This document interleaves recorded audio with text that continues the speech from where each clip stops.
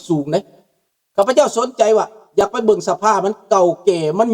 อันนั้นโดนนานสร้างมาเรื่องอันประติมากรรมของเขาอยากไปเบิ่ง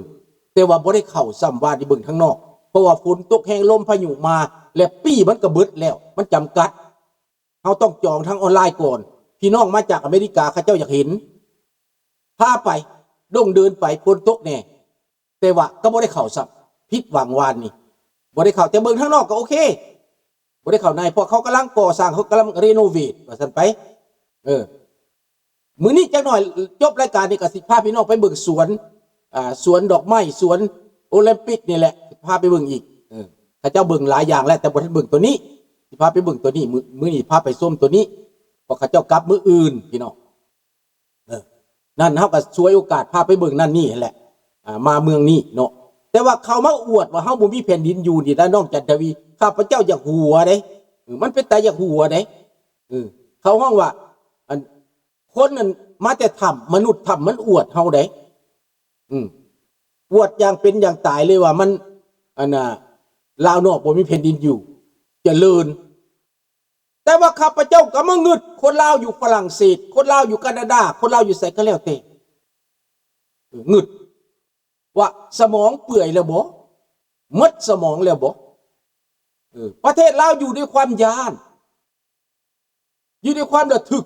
เว้าหยังก็ย้านล่มย้านตายถึกเขาเข็นฆ่าข่มขู่ย้านนี่แหละพี่น้องความย้านของพวกเขาน่ะนะเอาแต่ความย้านความกลัวนั้นประเทศอยู่ด้วยความย้านมันคงด้วยความย้านว่าซั่นไปแต่ว่าบัดยาบ้าพันบ่ย้านไหนคนเมืองลาวเก่งเด้อฝากไปถึงพี่น้องเฮาอยู่เมืองลาวพวกเจ้าเก่งหลายเป็นหยังพวกเจ้าบ่ปราบยาบ้าเป็นหยังพวกเจ้าบ่ปราบพวกขี้หลักบัดสิมาย้านคนเมืองนอกย้านไปเปลี่ยนระบอบเพิ่นว่าซั่นไปเป็นตาหน่ายบ่พี่น้องเป็นตาหน่ายได้แต่ว่าพวกเฮาอยู่เมืองนอกนี่นะเฮาสิไปแคร์หยังล่ะแม่นบ่แทนเฮาสิไปแคร์หยังมันบ่มีหยังแคร์ได้เฮาอยู่นี่นะอยู่นอกประเทศนี้ไปอยู่นอกยิ่งงามแม่นบ่ล่ะลดลาเฮือนซาแต่เขาบ่ได้จำเป็นอวดได้มันบ่จำเป็นต้องอวดสบายดีวิลาชนสบายดีทอนสบายดีเบิดทุกท่านเด้อนี่แหละอยากให้พี่น้องเขาเข้าใจเนาะว่าเขาอวดเท่านั้นเพราะเขาบ่เห็นโลกว่า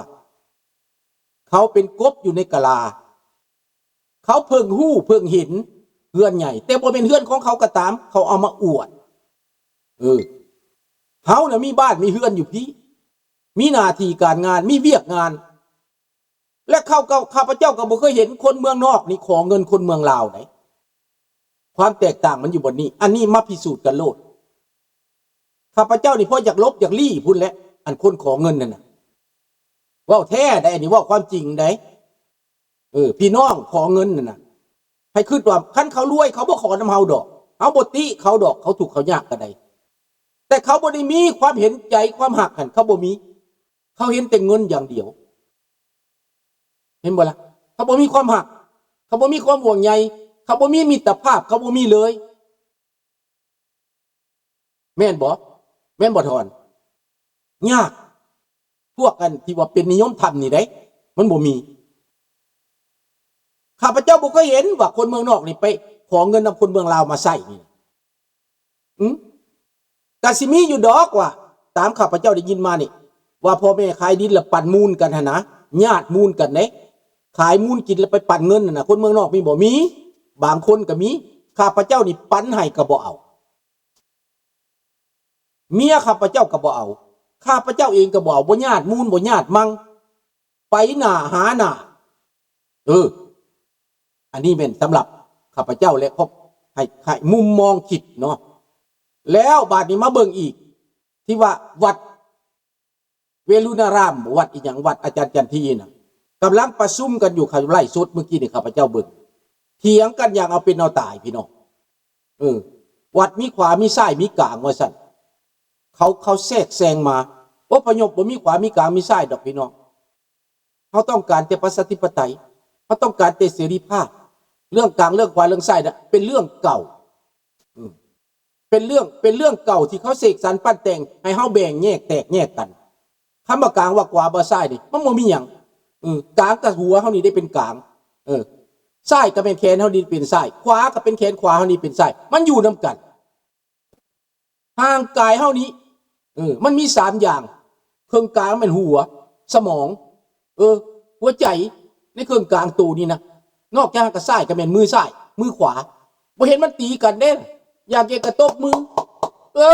บ่เห็นมันพิษกันเด้ล่ะเป็นหยังมาบ่เถียงกันว่าแขนขวาเถียงกับแขนซ้ายล่ะตัดทิ่มซะเด้แขนขวาคันมึงบ่เป็นประโยชน์น่ะบักลาวแดงมึงตัดแขนขวาทิ่มเด้อมึงสร้างขวาเด้อตัดทิ่มโลดแขนขวามึงเด้อมึงบ่ต้องเอาไว้เด้อมึงสร้างกลางกับมึงตัดหัวมึงทิ่มเด้อนี่ข้าพเจ้าบ่สร้างได้ข้าพเจ้าบ่มักแต่ลัทธิคอมมิวนิสต์ซื่อๆได้ข้าพเจ้าบ่ได้เว้าเรื่องขวาเรื่องกลางเรื่องซ้ายบ่มีข้าพเจ้านี่บ่มีกลางมีขวามีซ้ายข้าพเจ้ามักประชาธิปไตยมักเสรีภาพแต่ว่าพวกบ่มักกลางขวาซ้ายมึงบ่มักแขนขวามึงตัดขวาทิ่มเด้อแขนขวาทิ่มเด้อมึงบ่มักกลางตัดหัวทิ่มเด้อแม่นบ่ล่ะนี่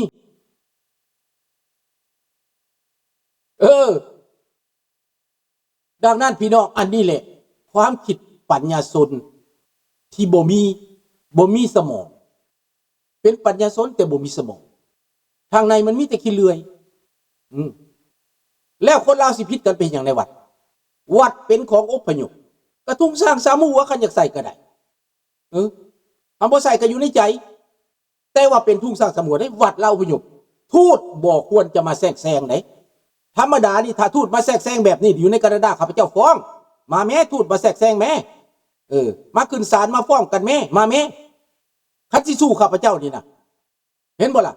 ทูตบ่มีสิทธิ์มาก้าวไก่ทูตบ่มีสิทธิ์มาครอบงำยักดีเลยถ้าผู้ใดไปเอาทูตมาครอบงำถ้าผู้ใดไปเอาทูตมาแทรกแซงกฎหมายประเทศแคนาดานี่เขาจะจัดการโลดพี่น้อง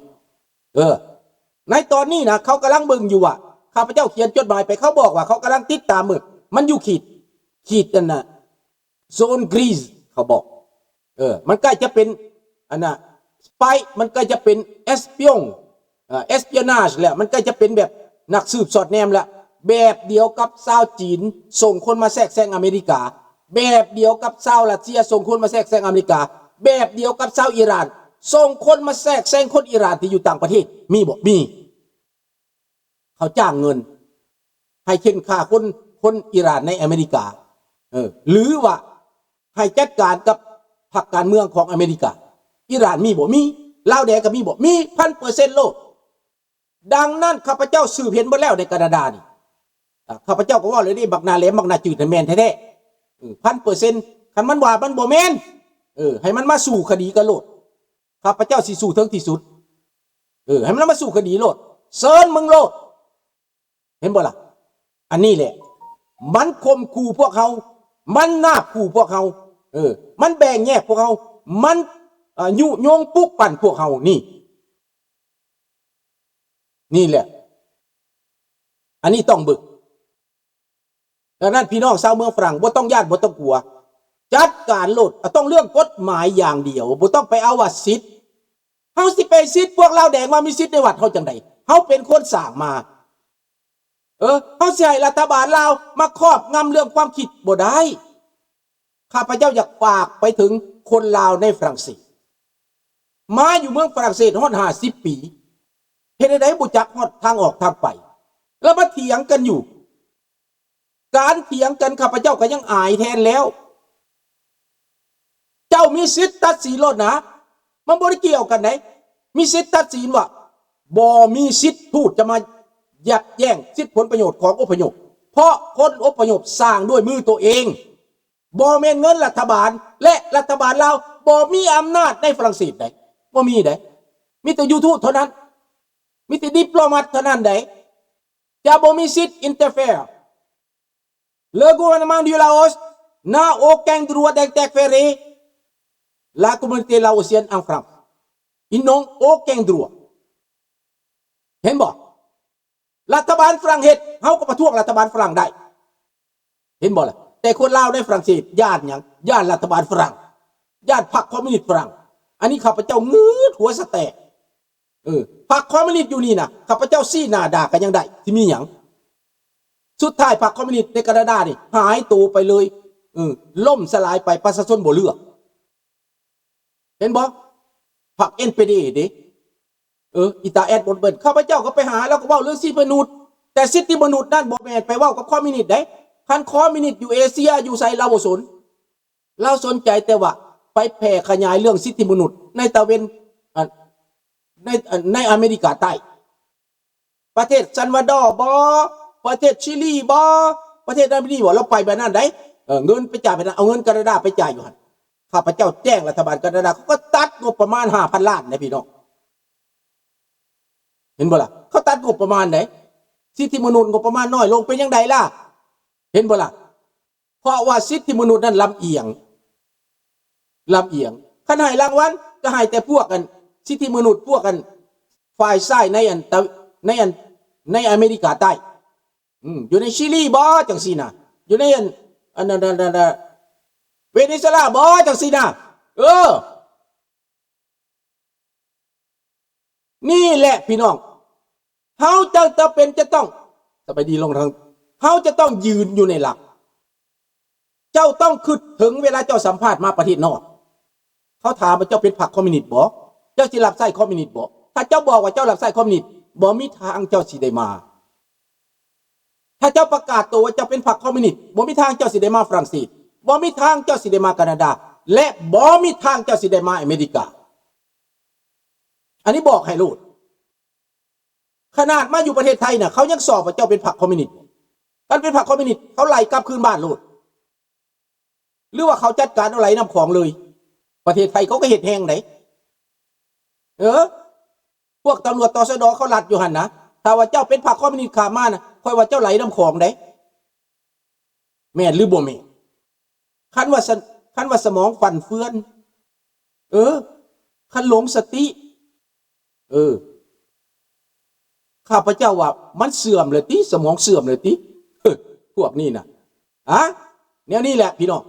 ดังนั้นข้าพเจ้าบ่ได้แคร์พวกนี้และก็บ่ได้หวั่นไหวกับพวกนี้ข้าพเจ้ามีจุดยืนชัดเจนพี่น้องจุดยืนชัดเจนบักทูตบักทีดข้าพเจ้าบ่ได้กลัวหัวแม่มันบ่แม่นอีพ่อกูรัฐบาลลาวข้าพเจ้าบ่ได้สนใจบ่แม่นรัฐบาลเฮารัฐบาลข้าพเจ้าคือรัฐบาลแคนาดานายกข้าพเจ้าคือมาร์การ์นี่สมัยทรูโดก็เป็นทรูโดสมัยรัฐบาลฝ่ายขวาก็เป็นฮาร์เปอร์เจ้าเมืองเจ้าแขวงข้าพเจ้าสนใจเรื่องแคนาดาอเมริกากับประธานาธิบดีของเขาก็คือประธานาธิบดีทรัมป์หรือว่าไบเดน